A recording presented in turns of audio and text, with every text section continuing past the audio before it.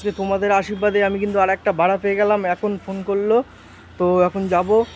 তো দেখাচ্ছি গাড়িটা কত নোংরা হয়ে গেছে, সেই গাড়িটা কিন্তু এখন ধোবো, তারপর বেরাবো। তো কোথায় যাব রাস্তা সব দেখাবো তোমাদেরকে। গাড়িটা দেখো কিরম নোংরা হয়ে গেছে, নোংরা হয়ে গেছে, গাছের পাতা পড়ে পড়ে গাড়িটা একদম ইয়ে হয়ে গেছে। বেশিক্ষণ মুছতে হবে না, এদিক কিন্তু পরিষ্কারই আছে, খালি এইগুলো পরিষ্কার করবো।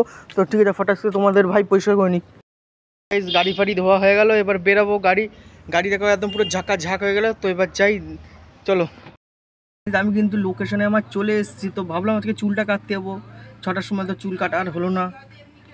তো দেখতেই পাচ্ছ চুলটা খুব বড় হয়েছে। তো যাই হোক, এখন পার্টি আসছে, আমি জায়গায় পৌঁছে গেছি।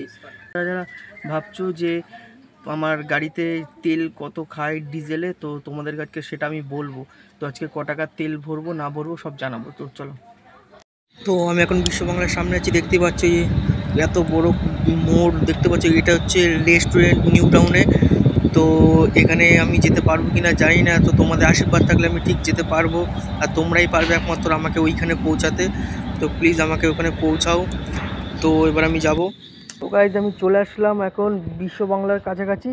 ঠিক আছে, বিশ্ববাংলার কাছাকাছি আসলাম। তো এখন রেস্ট নিচ্ছি এখানে। আর এখানে গাড়ি শোরুম দেখতেই পাচ্ছ, এখানে হচ্ছে গাড়ি শোরুম, সেকেন্ড হ্যান্ড গাড়ি। তো ঠিক আছে, চলো, বাই বাই।